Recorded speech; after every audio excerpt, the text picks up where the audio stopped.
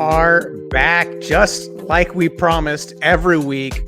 Rain or shine, any other form of inclement weather, JP. We are back. I am Matthew Bartlett, Director and Managing Editor of The Roost. JP Heath, Rice Owls Voice. Here to talk some Rice football and the latest goings and comings. A busy week for Rice on multiple fronts, and I guess we don't need to bury the lead. Head football coach of 7 years, Mike Bloomgren, fired Sunday afternoon. Obviously, with that carries a lot of ramifications, and there's a lot that we can talk about. I want to kind of open up the floor first to you, JP. Kind of what goes through your head when all of this is going through Sunday with 4 games still left in the season? As far as I can tell, the first time in 100+ years of Rice football a coach has ever been fired in the middle of a season. Wow. Okay. You're breaking news to me now. I did not know that. I've checked and double checked and checked again with the great Chuck Poole. That's as far as we know.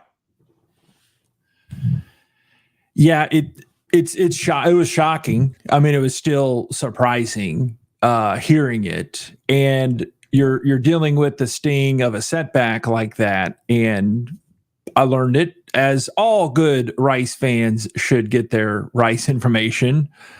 A tweet from you, Brother Bartlett. So that's genuine when I get a lot of my my scoop from you. I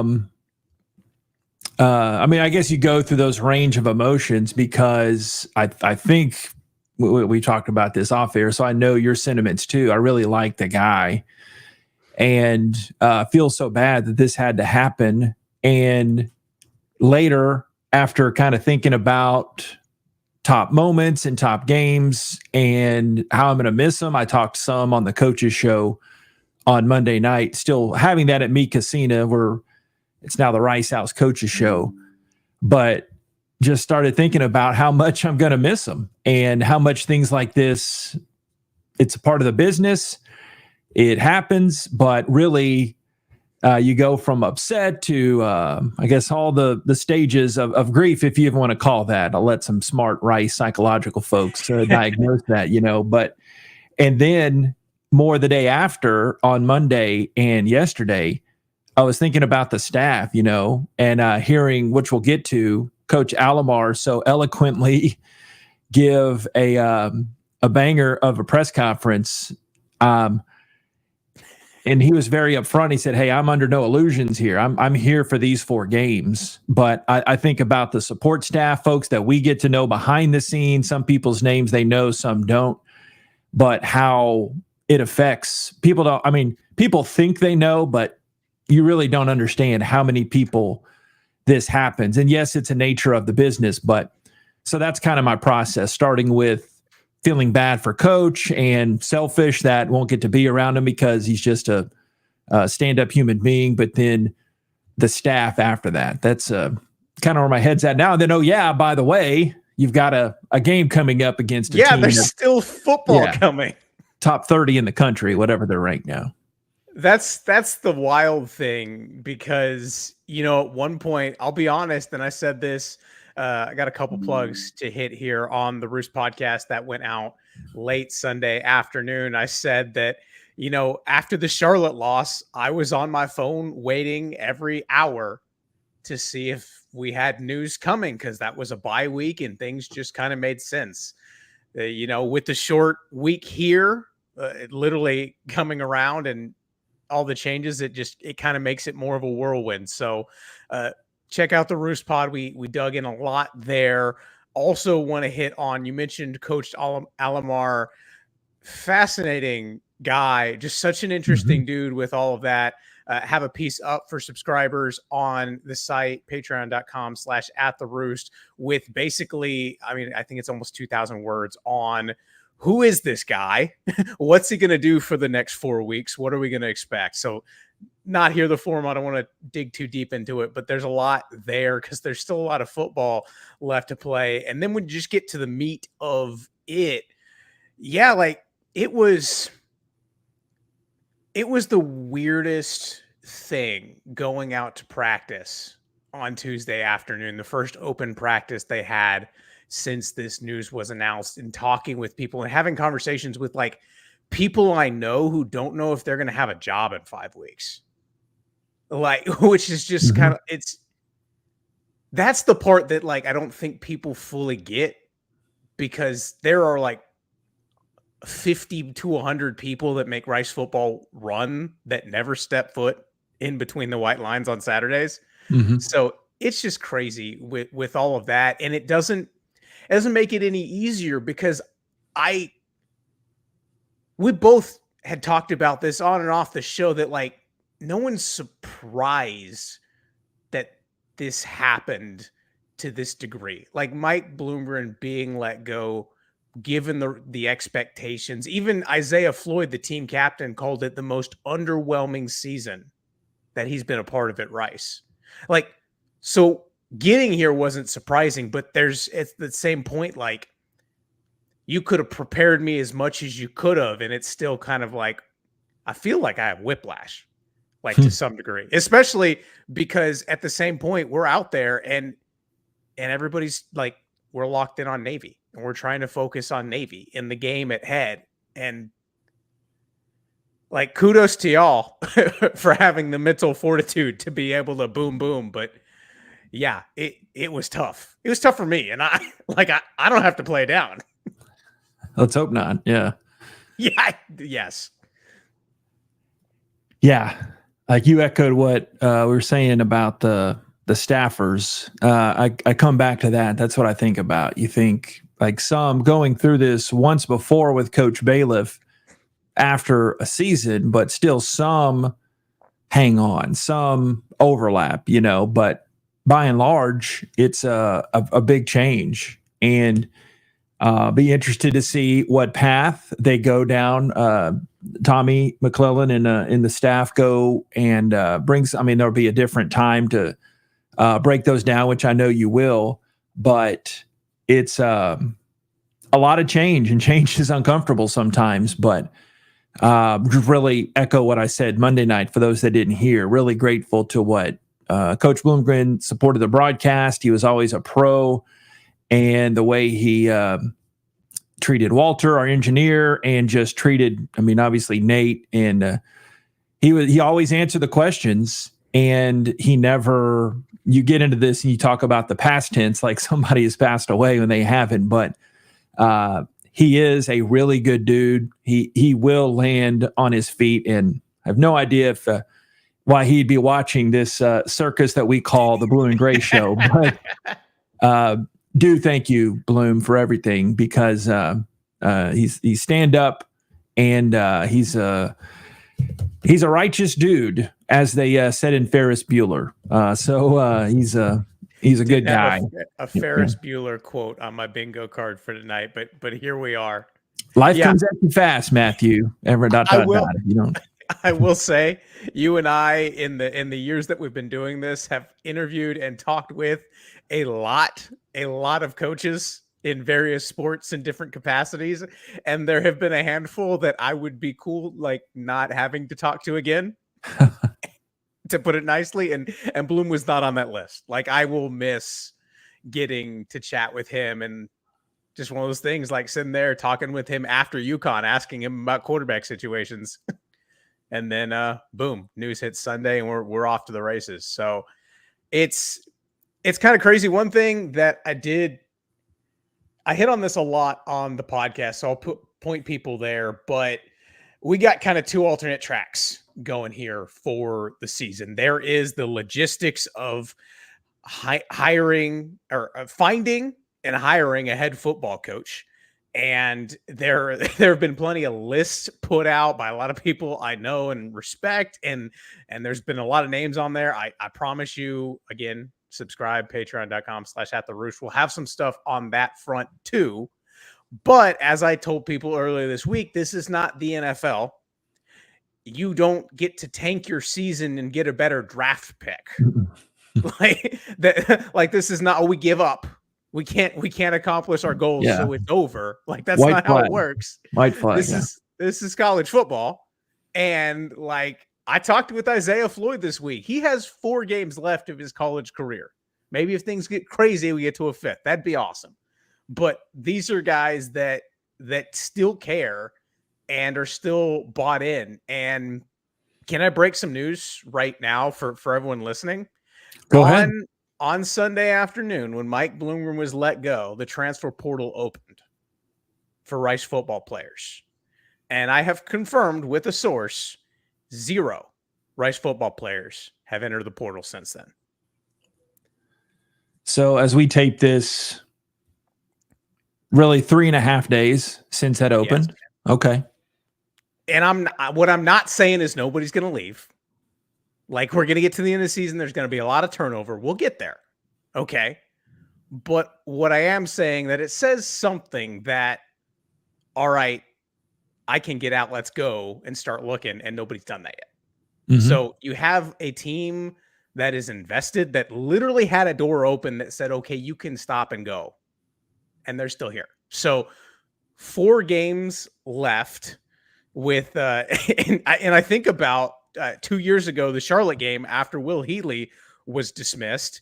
And that was probably the most like dominant offensive football game I've seen at Rice Stadium in a while. Like, Charlotte just took Rice to the woodshed in that game. There's something about, backs up against the wall, no regrets. So I don't know. I'm not saying this team is going to go win 4 games. That'd be nice, but I am saying that they very much still are in this and want to pull this off on Saturday, and we'll start there. I'm looking for the interim Charlotte coach's name on that one. I can't remember his name. Gosh, because you talk about I don't even have a clue. Bueller bingo. That was the clicking. I cheated with the AI overlords beneath my fingertips, but Pete Rosamondo. You made that name up. Pete Rosamondo? Yeah. Yeah, there you go. Sure. So, because I thought about the same thing that you alluded to there. How does the team respond? And maybe that's a good segue, because in different sports, you see it at different levels. That's the best game you see of the season. A team responding after a dismissal, right? And the common sports psychology being, hey, you want to impress the quote unquote new guy, who isn't really a new guy, but in a new position, but some new life, some new spunk. We all know these are high character guys. So just kind of throwing that out there. What do we think about the response of a very high character, high intellectual team that really we didn't even get to the UConn game? They have showed a lot of fortitude consistently. So I'm interested to see the response against which we'll dive into in a second, a very talented Navy team. Yeah, no, I think, and we've touched on this a little bit, I don't really think that effort or willingness has been a problem with this team ever under Bloomgren, but I'm just boiling it down to this season. Like, the will to fight has not been the problem. Agreed. The problem's been offensive execution. Like, can you drive down the field and score points? Like, defense has had some hiccups, special teams has had some hiccups, but by and large, those 2 phases have worked for the most part. Voice raise. But yeah, like, can they play a 4-quarter game? Yeah, like, in theory, like we saw Texas Southern. That was an FCS opponent, so not quite the same. But we've seen a lot of the same players and a lot of these same faces kind of have those performances in the past. It's in there. I don't know if Pete Alomar can draw something out of him this week that Bloomgren couldn't, or that maybe it's one of those things just on the margins. You roll the dice enough times, eventually you're going to get snake eyes. Like, something's going to come up. So I don't know the mechanisms behind her, how it's going to work, but it's in there. It's just will they pull it out? But man, I'll tell you this. I think somebody's told me this one time, and it's always stuck with me. The thing about college football that makes it so great is every Saturday somebody is playing the game of their life, and we just don't know it. Like in the NFL, like it's just a random Sunday. Okay, somebody won, we move on. But some kid on a Saturday in college is having the game of their life. They'll never forget. There's a chance. I'm not trying to get too ahead of myself, but there's a chance that this game Saturday is that game for a lot of people in this locker room, which would be fun. I like stories, JP. That would be a fun story. Oh, yeah, because we remember that whoever's in charge, if they make the decision to keep us doing these shows, that's what we come back and we remember that. I was just telling some students today, hey, we remember the stories, right? You remember that. And I mean, I think it's safe to say we'll never forget the UConn game because that's the last game of Coach Bloomgren's tenure. We'll never forget whatever happens in this upcoming game too. But it's more of an NFL mantra I hear on NFL broadcasts. I'm a radio hound, and they say if you ask me who I think's gonna win, first you got to tell me who's playing, right? And I think that is a storyline of this season. The shuffling deck of the offensive line. You may have this stat better than I do about not having back-to-back starting lineups. I think by my crude, unofficial math, you didn't have 3 consecutive games of the same line. And just not having the 3 starting lineup, the 3 starting top 3 wide receivers projected coming into the year. We just saw Ty Bowman finally. It's great to see him get there. And then the way the defense has fought back through some injuries. So, and guys are starting to come back on the defensive side too. So on a regular week, we'd be wondering if EJ Warner would be back at quarterback and talking about Drew DeVilliers or whoever else would be in at quarterback. So I think that's another thing too, that quite honestly, this late in the night for us night owls, pun intended, I forget where we segued from, but that was just on my mind. I had to kind of you put it right in. I was going to get to Navy because there is a game afoot. I wanted to hit on a couple things. First off, as I've plugged a couple times, have practice notes. There was practice this week, so I got a lot on there on what's going on at quarterback. We'll hit on that a little bit. The O-line. Rice had a captain go down this weekend that I don't think is going to be playing at least this week, maybe for the rest of the season. There's a lot going on. So first off, lots of things there. I want to hit the O-line. I'm going back and looking at my notes. Rice is going to have the same starting offensive line, projected. This is asterisk for 2 weeks in a row. The same guys who started against UConn are healthy and should be going against Navy. And I'm just kind of looking through my list. I think that ties the high for the season for consecutive starts by the same O-line. They've had basically twosies. So if they make it to Memphis, fingers crossed, we'll have consecutive games by the O-line. And this is something that I think may be ironic, that the offensive line has been a part of, the Bloomgren's tenure that never really quite solidified in the way that we thought it would. I think like the 2021 line that had those 3 grad transfers was probably the best, but the O-line never really got it together. And this year, this has been arguably the best offensive line performance, like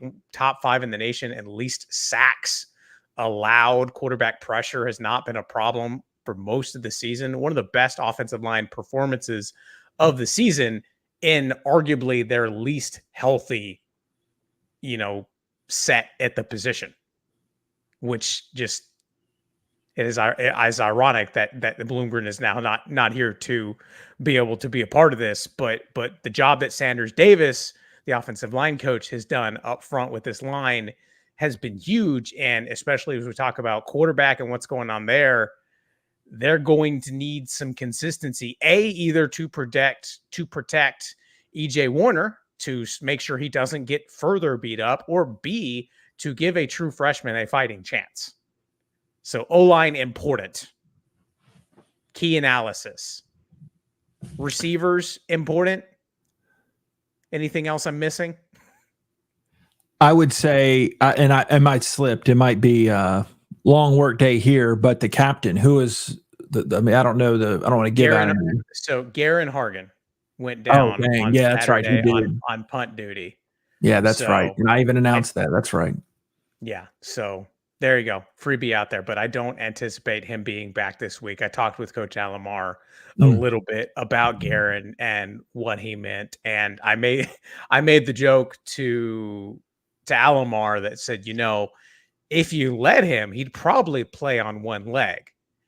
And of course, a reference to, if you don't know Garen's story, his senior year of high school, his season ended on a torn, I believe it was torn ACL. He was playing linebacker at that time, tore his ACL on a fumble, picked the ball up and ran it the rest of the way for a touchdown. Goodness.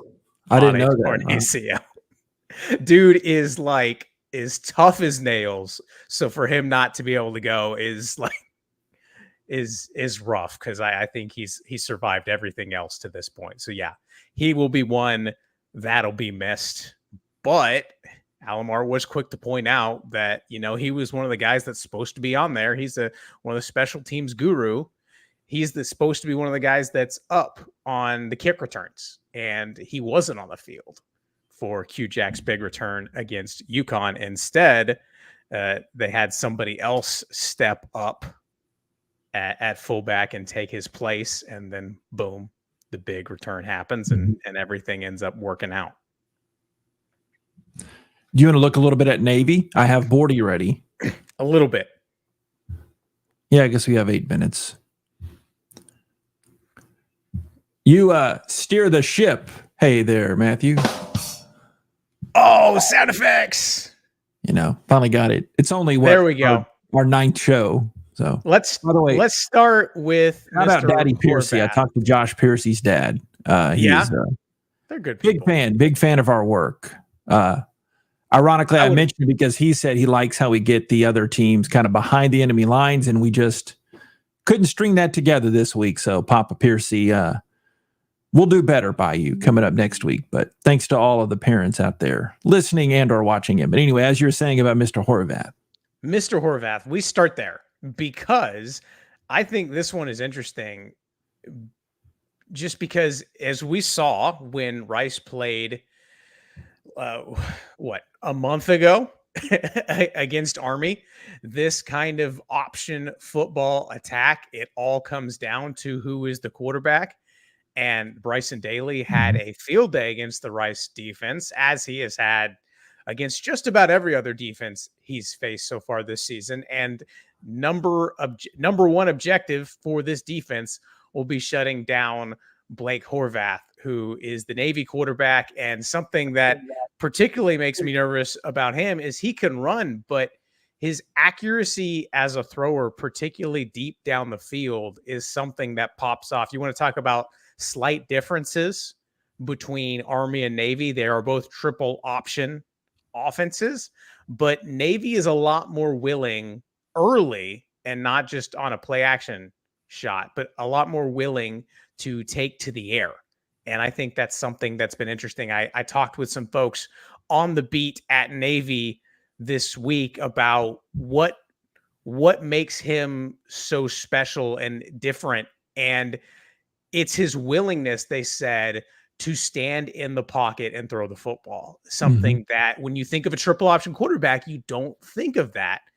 Whereas you recruit these guys, and they're usually recruited as these option quarterbacks, right? Guys that had a lot of experience running the ball in high school and are adapted to that.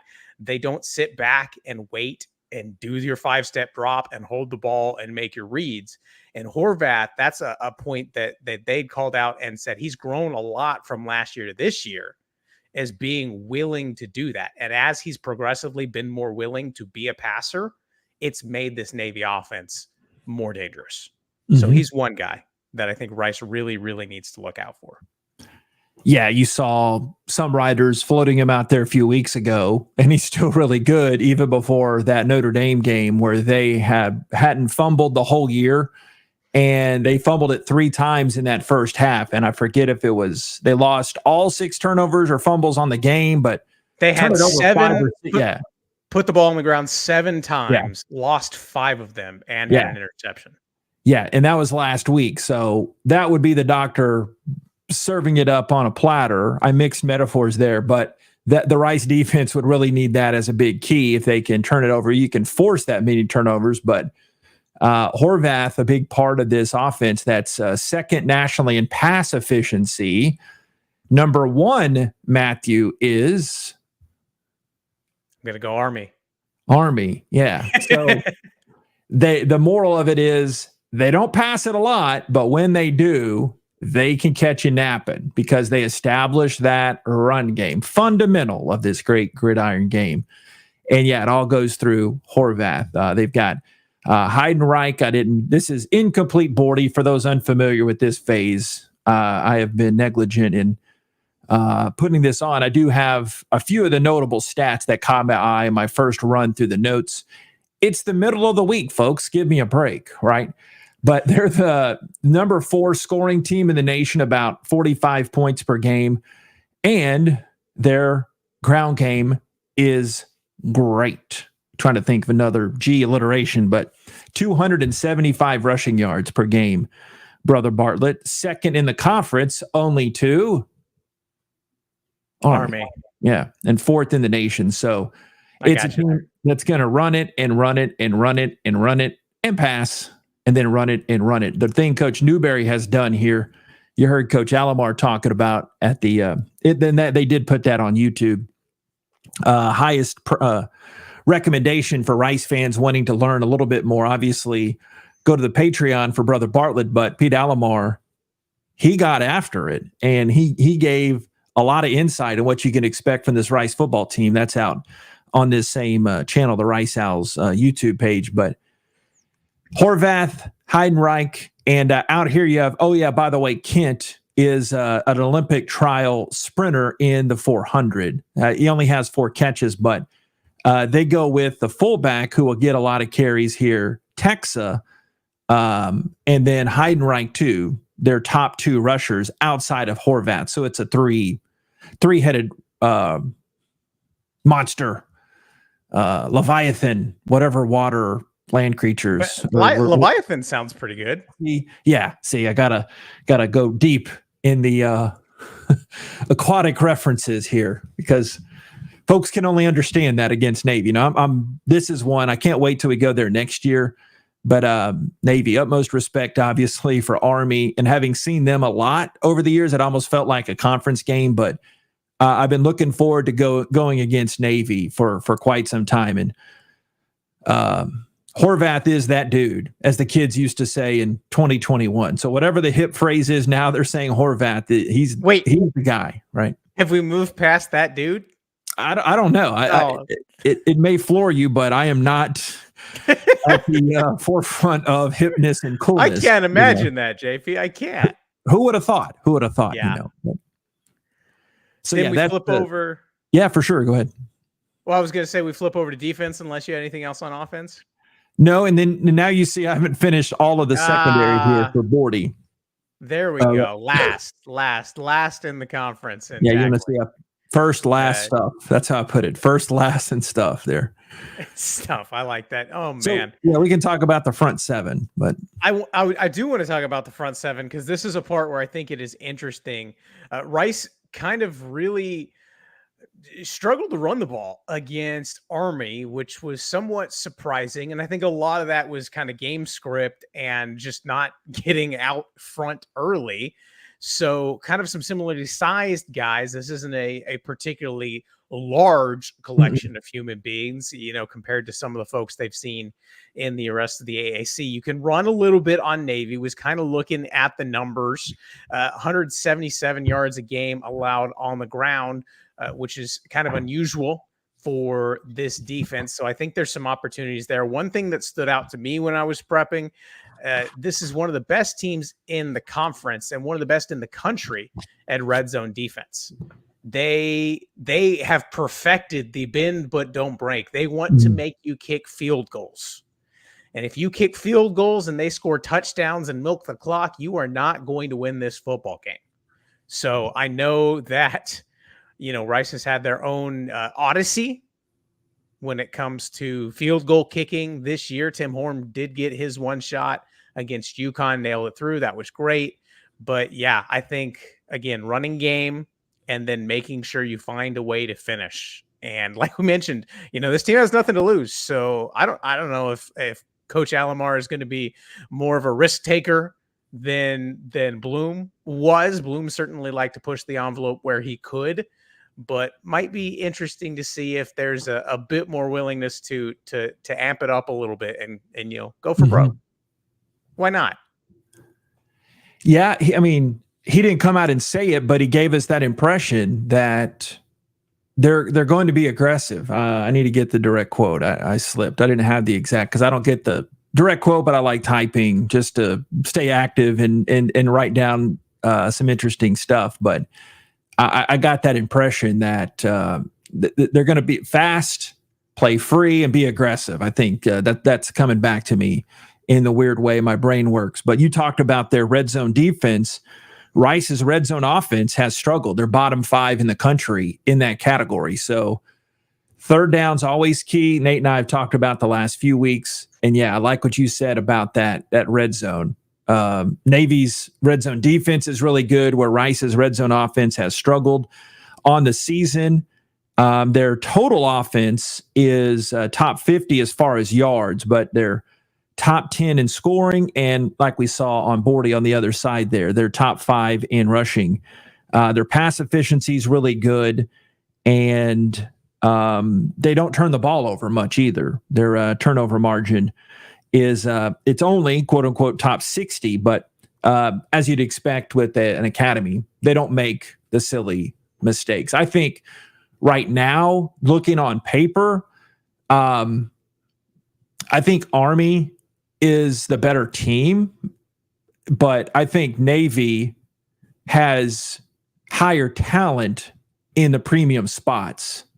You understand what I'm saying? Like that's just not talking to any coaches. You're trying to thread a needle right there.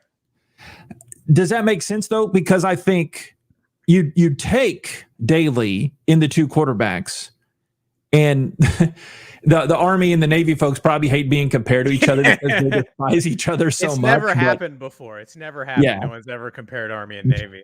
But when you get the knuckle-dragging mouth breather like me coming in and just looking at it apples to apples, well, they play such a similar style.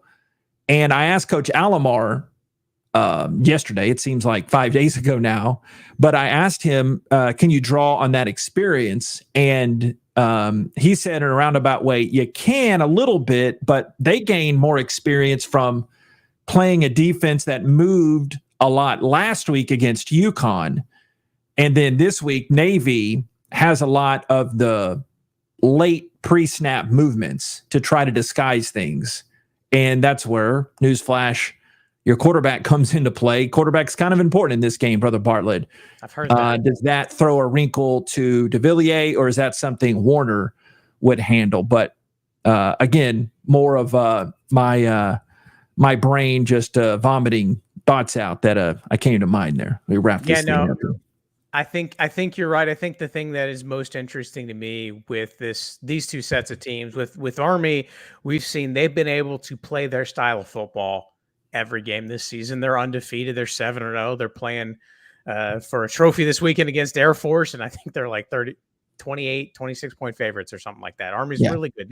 Navy is really good too. But what we've seen with Navy last year a little bit and this year is when the ball game doesn't go how Navy wants it to go, they're okay playing a different style of football. Mm-hmm. Like that's the part about this that scares me the most is like, if you get Army having to play catch up and Army having to throw the football, that's a recipe for disaster. Like they lost to ULM last year, falling behind early. Like it doesn't go well, but Navy has played, like they beat Memphis rallying from behind and hanging on. Or at least that game was back a 1-score possession where it wasn't just, oh, let's lean on the run game the whole time. So this is definitely a dangerous team that can beat you a bunch of different ways. But man, I will say I'll take 6 turnovers. That would help. I would not be opposed to that. There you go, Coach Alomar. Get 6 turnovers out of them. Yeah, clearly us yahoos on microphones knowing things about this oblong shaped pigskin will defer to the professionals at this point. I think that's all we have. That's all I have on Navy. Anything else before we land the plane? Plane on the aircraft carrier? See what there? Yeah. No, I don't think so. I'm tapped out, man. Like I said at the start, kind of ending where we began. It's emotionally draining. No one's feeling sorry for us. We're not digging ditches, but as tough as it is on my side of things, I can only imagine how tough it is for the staff to adjust. But game day comes. It's game day. No one feels sorry for you in this business, and it's gonna be a really fun one. It's going to be a really fun one. As some of my East Texas slang almost it dropped in there, but I can't wait to see what this version of the Rice Owls, the last third of the season, presents, Brother Bartlett. Homecoming, that's going to be fun. Got a lot of events. Got fall ball, baseball going on Friday night. We got basketball season for the men and the women starting next week. What, basketball? That's already here? You're kidding. Both. We're tired already. I better get on that. I better. As you said, we will be back next week. We'll talk a little bit about the Navy game. We'll look ahead at Memphis. Rice has another prime time weeknight game that went well for the Owls last year, but we will take it, as Coach Alomar said, one game at a time, Navy first, and we'll go from there. Thank you, everyone, for sticking with us, tuning in, following us this year, and on to week 10 or whatever we're at. Mm-hmm. That's all we got. Rice Fight never dies, baby. Never dies. You know what we are tonight? We're night owls. Boom, boom.